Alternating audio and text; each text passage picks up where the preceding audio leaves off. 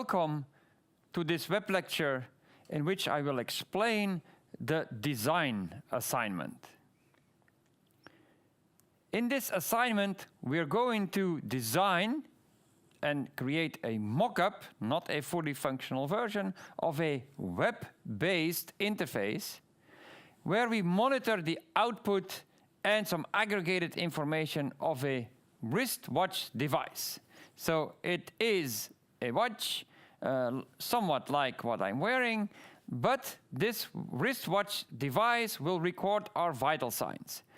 The interface that we're going to create is not the wristwatch device, but is an interface that runs in a web browser. So make sure you understand that you are not creating an interface for the device. It is a web interface. But we need to know what the device does. The device, besides being a clock that shows the date and time, it will show a lot of vital signs and also environment information. So it measures our heart rate, it measures the skin temperature, it will also measure the ambient temperature, it measures our skin conductivity, which tells the device a bit about our stress levels. It measures location and motion and blood pressure. We all know that currently there is no wristwatch device that can actually measure our blood pressure, but we just imagine that it can register all of that, the motion, and the device can also give us some warnings. If the heart rate suddenly drops to 0, the device will give off an alarm signal. If our vertical motion downwards is suddenly very fast, we're probably falling from a cliff, the device will give a warning. We can probably not do much about it when we're dropping from a cliff, but the device has at least noticed it. All the data the device records, will be transmitted to a server. And our dashboard, our web-based dashboard, connects to that server to retrieve the information it's going to display. So the web-based interface doesn't connect to the interface directly. Everything goes to a server. Now, the device may at some times not be connected to the network. For instance, because we are in an elevator that acts like a cage of Faraday, and maybe also when we're dropping from a cliff, right, the network connection may temporarily break. In that case, the data will be buffered on the device, and whenever the device comes back online, all the buffered data is transmitted. The dashboard has two sets of displays. One is the type of live displays, where the dashboard actually shows what the device is transmitting at a time. It shows where you are. It can show that perhaps on a map. It can show all your vital signs. It can also give warnings when dangerous values are measured. So someone who is watching remotely what our device is telling, but can also notice that you're having a heart attack or that your heart suddenly stops. You can use your imagination to think of additional live displays. What can the device send to the server? What can the dashboard then display for that? The second type of information is aggregated information. Think of historical overviews. For instance, how does your heart rate evolve over the course of a day, a week, a month? Right? How is your blood pressure evolving? All the measurements can be shown, right, in timelines, perhaps on a map that it shows where you have been. Right? Again, use your imagination as to what historical information to show.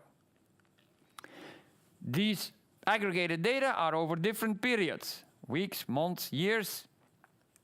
So you can actually do an analysis and give the end user some reports. For instance, that the blood pressure is rising over the course of half a year, and this may be a cause of concern, and you should consult a doctor. Or if your heart rate is consistently on the high side while you are sleeping, right? This may again be a good indication that perhaps you should get some medical advice. The dashboard will offer settings that the end user can use to control what the dashboard displays. For instance, threshold for warnings. You can tell the device that maybe for you it should warn you when your heart rate drops below 40. Other people may want to get this warning when the heart rate drops below 20. It's a matter of personal preference. You can also set defaults, right? If you want a historical overview of, say, your heart rate, do you want standard to see 1 day or 1 week? Right? You can set all of that. You can configure what displays are shown when you start the dashboard. Maybe you do want to show a map, maybe you don't. Maybe you do want to include temperature, maybe you don't. The end user can configure, right, what the first standard display will be like. Of course, you can come up with many more settings, use your imagination, and don't feel restrained by what should be technically possible, because we're creating a mock-up. The functionality isn't real. Now, what you need to do is hold a brainstorming session where you discuss different options, different alternative designs, and in the end pick one to develop further. Write a report about the brainstorming session. Typically, a report on a brainstorming session will include some handwritten drawings, maybe done on paper, maybe done on a whiteboard, but it's not a very well structured document because a brainstorming session itself is not a very well structured activity. So you design a mock-up that has interaction. So there is no underlying functionality, but the interface is there. And it should be an interactive interface. It shows the type of displays. It will show, for instance, a historical overview of heart rate, right? But it's not based on real data. It can just be an image that you show. The mock-up can be designed, for instance, using PowerPoint, maybe using HTML, create a website with links. It doesn't matter which technology you use. There are also some rapid prototyping environments, as long as it is more than just a slideshow with one fixed sequence, because then you're showing a scenario and not an interactive mock-up. You should consider the usability and do some limited evaluation, but this is not something you have to report on. You only report on the brainstorming, on the design, you give us documentation, right, and put everything in a zip archive to be submitted. The zip archive contains a document. It's a document in Word or PDF that reports on the brainstorming. Right? You need to include all the files for us to execute the mock-up, right? To use and to interact with your mock-up so we can experience the mock-up you created. And you also create a document that is basic documentation, sort of a user manual, right, where you pretend the device exists, right? You pretend the dashboard exists, and you describe how it works. So it will help us to explore the mock-up further. The zip file that you are going to submit must have a very specific name. But if you don't use this name, your submission may be rejected.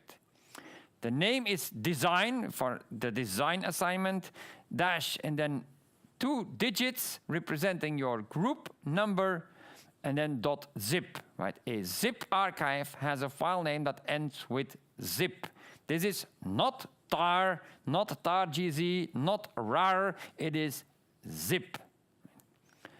You must submit your assignment through our Sakai system, of course, by the deadline. Now, to help you to make sure you have something submitted by the deadline, we allow that you already upload early versions, and then update, send new versions as you go along, so that if you are unlucky and like 10 minutes before the deadline, your laptop crashes, the internet goes down, right? Then you do have something in the server. Right? And we are willing to accept that you say, well, my internet connection went down, but we had everything ready, but the last version, right, is still missing. So don't use the version you already have, use our latest version and email that to us, or we allow a late upload.